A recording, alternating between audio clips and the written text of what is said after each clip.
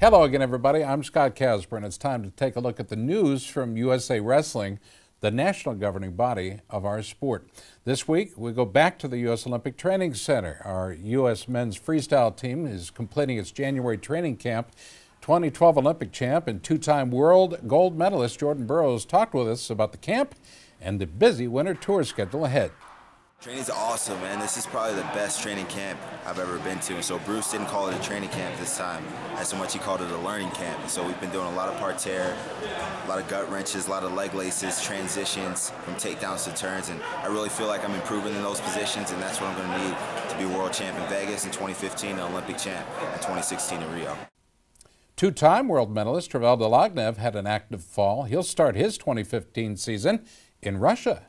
Breaking down the video for my evaluation with Coach Burnett, some focus on just keep getting better at positions, keep wrestling through positions, don't dwell on certain things, but you know, the psychology of it, just remaining to have fun, remaining to think about it well, but also just enjoying the competition, going out. I mean, defensively, scrambling, setups, offense. I mean, pretty much everything, you know. And then for this camp, it's been good to really get into some parterre positions. 2012 Olympic bronze medalist Coleman Scott took a new coaching job at North Carolina, but is now focused on making the world team at 134 pounds. You got to learn every day. You got to have an open mind. You always got to be able to listen, no matter how long you've been doing it or what you're, where you're at in your career. We come out here. I can get solely freestyle positions for the next couple days. Parterre, front headlocks, crackdown, stuff like that. That's totally different than a folk style mindset. Now I have guys that can really test me and keep me honest in those positions. And that's why we do it. Get in the mix of partners, and they got to keep you honest. National freestyle coach Bruce Burnett talked to us about his team's progression. They're having a good time, actually. I think enjoying the camp and learning. We've done some crossover with Greco, which has been very good for the push-outs and the parterre part of it with gut wrench offense, gut wrench defense, and Matt Lindland and Momir's done a good job. And I just appreciate the effort that all these guys are putting in to help the country get better. And when they leave here, they're going to be better than they were when they came in, and that's the goal of the training camp. Well, one of the most interesting aspects of this year's men's freestyle training camp was a number of training sessions held with Greco-Roman resident athletes at the OTC. The joint training opportunities were designed to help freestyle athletes master certain wrestling positions, including parterre, on the mat, and upper body throw positions. In addition, it gave wrestlers in both styles an opportunity to practice with new training partners. National freestyle coach Bruce Burnett talked about the benefits of joint training. Greco didn't wrestle freestyle with us. We wrestled Greco with them. So I took them out of their comfort zone because they have to learn how to control the tie-up a little bit better. They have to learn how to push a little bit better. The number of turns were 4 times as many at this World Championships than anything for the past 8 years. And so they have to get better with their gut wrench defense. Hopefully they get better with their gut wrench offense as well. But if you look at the champions, they all had multiple turns in their semifinals, their quarterfinals, and a lot of them in the finals. And so it's just an area that we really need to concentrate on. We attended a freestyle practice in which the National Greco-Roman coaches taught gut wrench defense and offense to the freestyle athletes. National Greco-Roman coach Matt Lindland talked to us about why joint training is such a great idea. Freestyle guys do great jobs of level changing, getting underneath guys. Greco guys really understand the push out and the controlling the positions, and especially with the gut wrenches and the turns. So it's been awesome to get a chance to work with some of the country's best guys in both styles, and our guys are getting a lot out of it, and so they're having fun and built some good bonding between the two teams and the programs, and it's Team USA. We go back to Jordan Burroughs now, talking about wrestling Greco-Roman world bronze medalist Andy Bisick during the joint session. I tell you what, it wasn't a good day for me, and so it was crazy because the first time I got on top, I turned him, and I'm like, man, this is going to be easy, and I didn't get another turn the entire practice, and he turned me about 20 times, so the total score was 20-1, and that's not in terms of points, that's just in terms of turns. So I got a couple brush burns on my sides. He did a great job, and that's why those guys are who they are, and that's why he's one of the best Greco wrestlers in the world. So I'm looking forward to improving those positions, putting myself out there, challenging myself, going out of my comfort zone, and trying to become a better wrestler. Olympic bronze medalist Coleman Scott also found the Greco practice valuable. The challenge is it makes you think. You know, makes you got to use your mind a little bit more. Makes you really on certain positions, you know, that we're used to grabbing legs and stuff like that. You know, take that away from us, it's a whole new position. It changes everything, the whole dynamic of it. But it's good. You know, you got to use your mind. You got to think. You know, that's how you learn. Shut your mind down. You won't continue to learn every day. Well, two of the nation's most talented high school wrestlers were in Colorado Springs, training with some of the most elite athletes in the nation. Brothers Anthony and Zahid Valencia of California have signed with Arizona State. They worked out with senior-level athletes and coaches. Anthony was a member of the 2014 Junior World Team, while Zahid has a long resume of age group success. Worlds and Olympics, that's one reason why we're here at this camp. Yeah, my focus is mostly freestyle, so once I got done with the toughest tournament, which was Ironman. Ironman is probably my biggest accomplishment, especially this year, winning my 4th.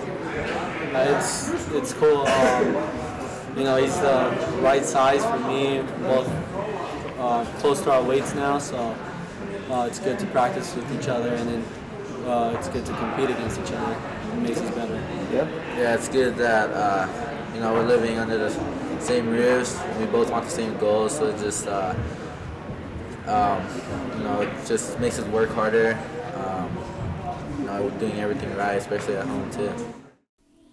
All right, a quick timeout. Stay tuned. There's more USA after this.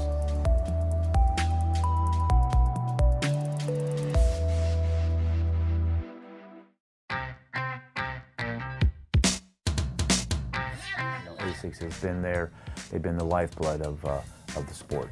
It's been a long time, and they've been at the top of the game every year, forever.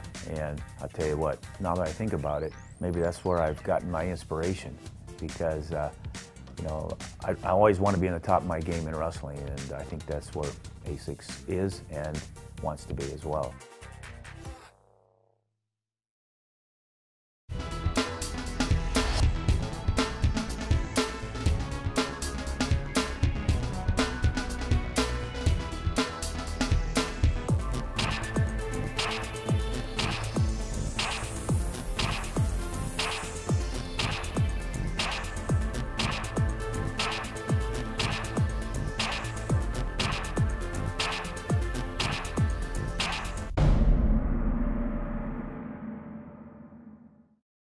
Hi, I'm Wayne Boyd, Director of Operations and Development for Titan Mercury Wrestling Club. The club was founded to help wrestling worldwide, especially at our senior level, of course at the collegiate level and the high school level. But the most important level for Titan Mercury Wrestling Club is the kids level. And these are some of the guys today that will be tomorrow's Olympic champions. Let's hear it, guys. Titan Mercury! That's Titan Mercury Wrestling Club, San Marino, California.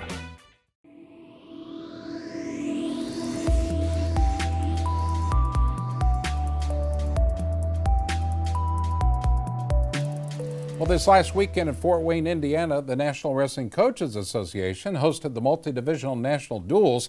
It featured 5 different collegiate divisions. When it was all said and done, 4 of last year's champions were able to reclaim the team titles.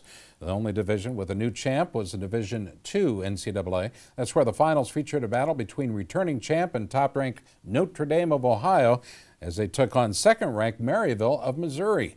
Both teams won 5 bouts, but Mike Denny's Saints pulled out 2 clutch wins to secure their very first national duels title. We start at 125. Maryville's Jarrett Singh won in sudden victory overtime over Jacob Goodwin, 8-6. At 197, it was Ryan Belts of Maryville added to the bonus points there with a 12-4 major decision over Garrett Linton. The final score, Maryville 16, Notre Dame 15. Talk about a tight battle. Maryville's 149-pound star Keenan Haggerty had 3 victories over ranked opponents and was named the Mat.com Wrestler of the Week. We talked with Mike Denny. Performance by our whole team. It just seemed like, and our last duel, boy, I'm so proud of. I'm really proud of them, and I really appreciate Maryville giving us another, chance to keep things going. Of course, after what happened to us at the other place, and so I just congratulate our guys. Just a tremendous job, and I'm just glad they brought me along. I'm just glad they let me get in the RV. We drove an RV up here. I'm glad they let me drive it. In Division III, the top 2 ranked teams reached the finals. It was number 1 Wisconsin Whitewater battling it out with number 2 Wartburg. Well, it was a great day for the defending champs from Wartburg. They never trailed after an opening win by Jake Agnich at 125. Now, the key victory for Wartburg came at 149. That's where 5th-ranked Kenny Martin edged out returning All-American and 2nd-ranked Elroy Perkin 4-3. 5th-ranked Ben Nagel of Wartburg topped 8th-ranked Anthony Edgren 5-2 at heavyweight to give the Knights a 20-13 victory and their 5th straight national duels title. We talked with Wartburg head coach Eric Keller. I'm so proud of these guys. I mean, every single duel, every single match this whole entire weekend, we knew it was going to be a war. It's been that way, and these guys stepped up, and so going into this final duel, wrestling the number 1 team in the nation, we won some matches that we didn't think we'd win. We lost some matches we thought we'd win. It was a battle, straight up battle, and so I'm proud of these guys. They did it. They outfought these guys. We go to NAIA action. The top-ranked Grandview of Iowa beat 2nd-ranked Southern Oregon 23-13. Earning bonus points in the win were returning NAIA champs Ryak Finch and Brandon Wright. Finch picked up a tech fall over Coleman Johns at 125. Wright teched Trevor Hancock at 141. Grandview coach Nick Mitchell talked about the team's 4th straight national duels title. It was tough. I mean, there was a lot of tough matches in there. Those guys have a really good team, a really good dual team. I mean, I was real nervous going into it. So just felt good about the way our guys competed. We lost some close matches, but we battled and won some tight matches, and that really was the difference, was winning the tight matches. We're going to feel good today and tonight, and then we're going to go back to Des Moines and we're going to get back to work. We go to junior college action now. In last year's NJCAA national champ, it was Northeastern Oklahoma A&M. They reached the finals again against returning national duels champ Clackamas Community College of Oregon. Clackamas shot out to a quick 15-0 lead with pins at 125 by Corbin Levin and 133 by Lawrence Otero, and a decision for 141-pounder Robbie Rosalino, who upset the 2nd-ranked Tim O'Connor 3-2. Winning the 6th bout for Clackamas at 197, it was Odighama Odigzua who secured a major decision to clinch the win. The final score, Clackamas 26, Northeastern Oklahoma 18. Here's head coach Josh Roden. The guys really wrestled good all weekend under our circumstances, came a long way from Oregon, had a bunch of hang-ups, barely got out of Chicago, cut weight all night. Came out a little flat yesterday, wrestled really pretty good today. Still not satisfied, and the kids weren't, but got that 26-18 win over a great NEO team who were the team champions last year. They're down a couple guys, so we kind of told our guys that enjoy the win, but that's not the best team we'll see in the future. Well, the top 2 women's collegiate teams met for the national duels title yet again. It was number 1 King taking on number 2 Oklahoma City. OCU opened with a tech by star Emily Webster at 101 and a pin from Cody Fow at 109. But King recovered with 5 straight victories to put the match away. 4 King athletes earned tech falls in the win. Haley Aguello at 116, Sarah Hildebrand at 130, Amanda Hendy at 143, and Julia Salata at 170. We talked with Coach Jason Moorman. We're proud of how we competed. The OCU's tough, and they've always been, they've won 4 or 5 national championships already, and they're always either in the hunt, top 2, and they have a great program, and they're always going to be competitive. But our girls showed up. I knew we were going to trade back and forth maybe a little bit. At the long run, we just grinded it out and scored the points we needed to score. We'll take a quick time out. Back with more collegiate news when we continue. Stay tuned.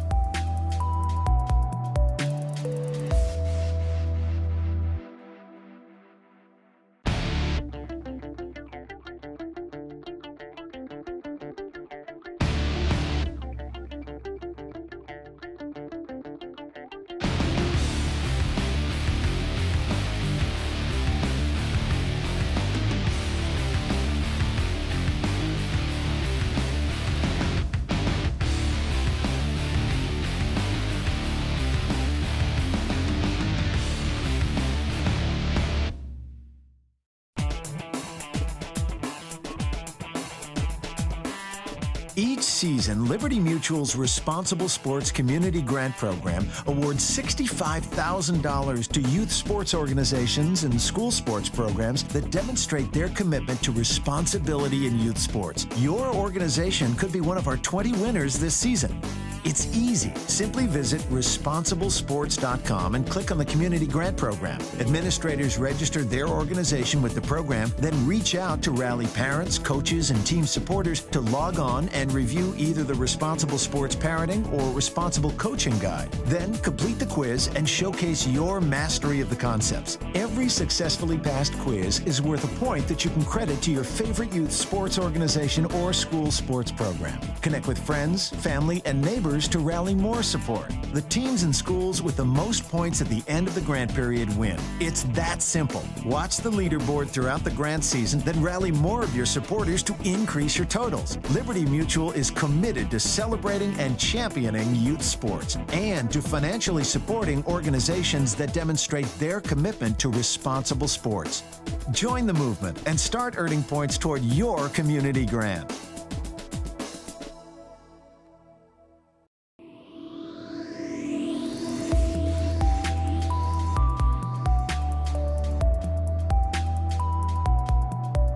Well, it was a huge week in Division I college wrestling. It featured some high-profile matchups and the granddaddy of all college dual meet events, the Virginia Duels. We start in Stillwater, Oklahoma. That's where the two most successful programs in wrestling history reignited their rivalry. It was the top-ranked Iowa Hawkeyes who traveled to Stillwater to face the 8th-ranked Oklahoma State. Iowa went 8 of 10 in the duel for a 30-7 victory, showing why they're the #1 ranked team in the country. The Hawkeyes picked up 5 straight victories in the lightweights, including a pin from Josh Jeva at 141, another big one at 49. That's where freshman Brandon Sorensen stopped the NCAA runner-up Josh Kindig 6-1. In a showdown of All-Americans at heavyweight, it was Bobby Telford stopping Austin Marsden 4-3. Now let's head to Columbus, Ohio. 7th-ranked Ohio State. The Buckeyes played host to 4-time defending national champs Penn State, the Nittany Lions. More than 6,000 fans took their seats. The Buckeyes flexed their muscle for the home crowd. After splitting the first 2 bouts, the Stieber brothers came up big. At 141, 3-time NCAA champ Logan Stieber pinned Cade Moss, and at 149, it was Hunter Stieber who came out with a decision over Zach Bites.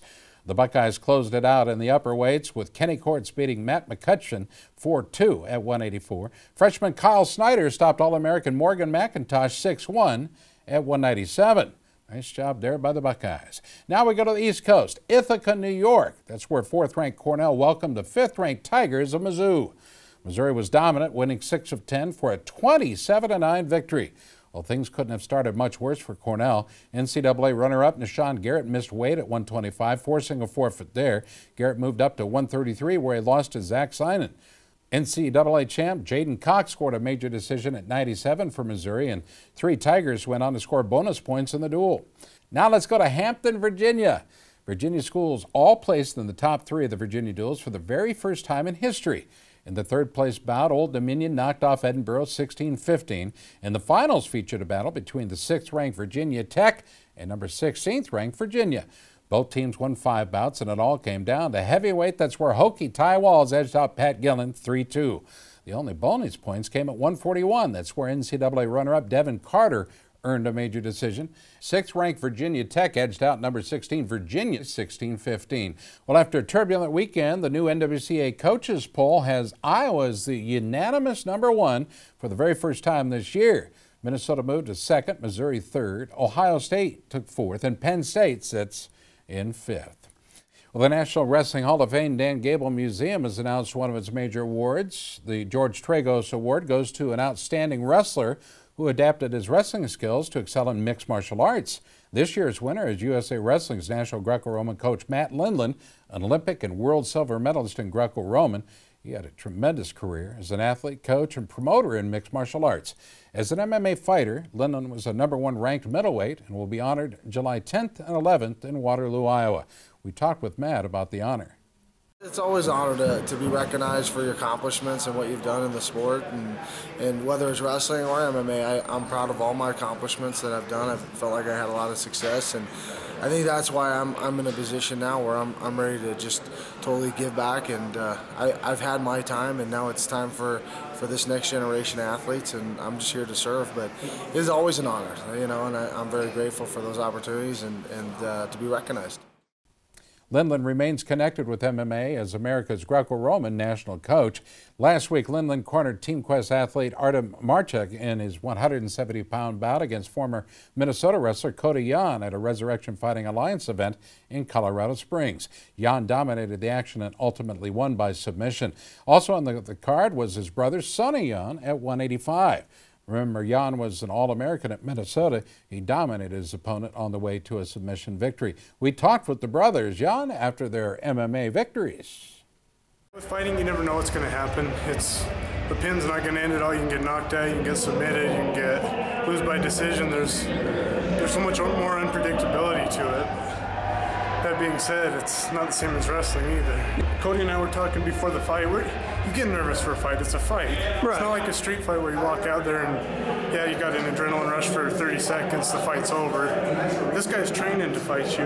You've been fighting your training camp to get to him too, so the nerves build up over time, but after you have competed at that level, like the Division I tournament, right, it's just you bring in a whole other set of confidence to it. So I wouldn't be where I was at if it wasn't for wrestling. Pro is probably the ultimate goal. Yeah, amateur, just get your feet dirty and see how you like it. Today was my first one, and Did you like it? I did. I loved it. It's completely different. It ain't like wrestling by any means, but I had a lot of fun tonight, and I'm glad I had a lot of people that were there to support me.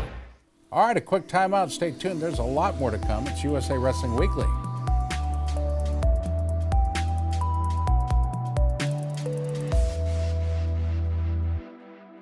There comes a point in your life that determines who you are, whether you will lead or follow, whether you will fight or give in, whether you will win or lose,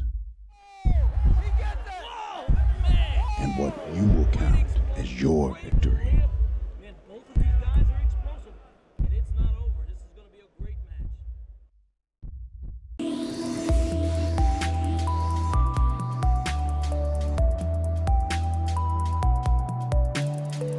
Well, the International Wrestling Federation, United World Wrestling, is launching its Super 8 campaign to raise awareness and participation in women's wrestling.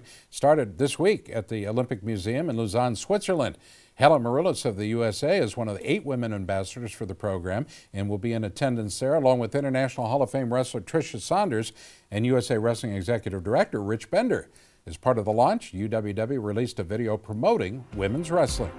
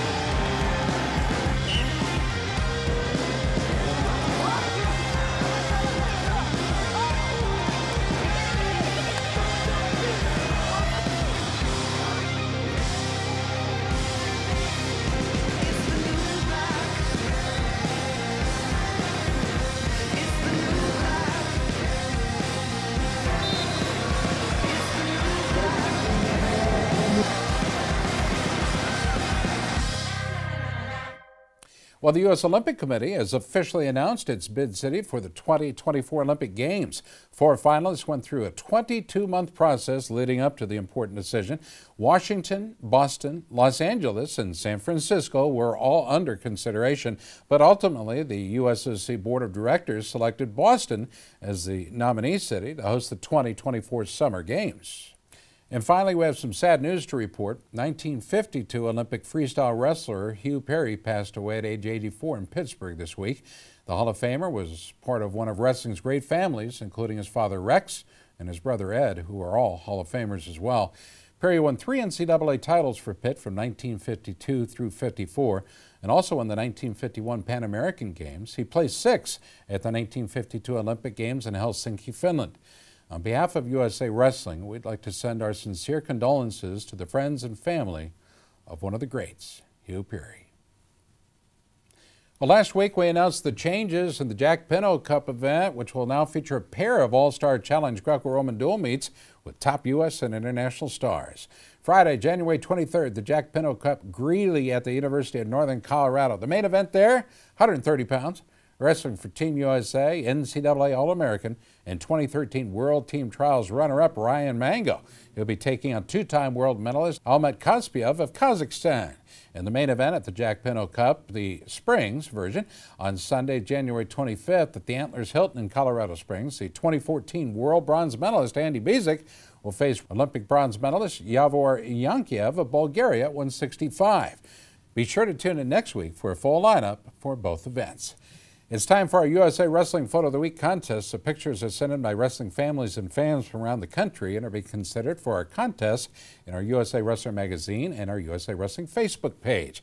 This week's pick was taken by photographer Justin Hawk of Beat the Streets New York, and it shows two-time world medalist Travelda Lugnev of the USA hitting a super single leg on Olympic and world champion Kazramat Gatsalov of Russia in the co-main event at the Grapple at the Garden in New York City back in December. Hey, you can have your photographs considered for our contest simply by emailing them to Gary Abbott at gabbott@usawrestling.org. Folks, that'll do it for this week's show. From all of us at USA Wrestling, I'm Scott Casper, and thanks for watching.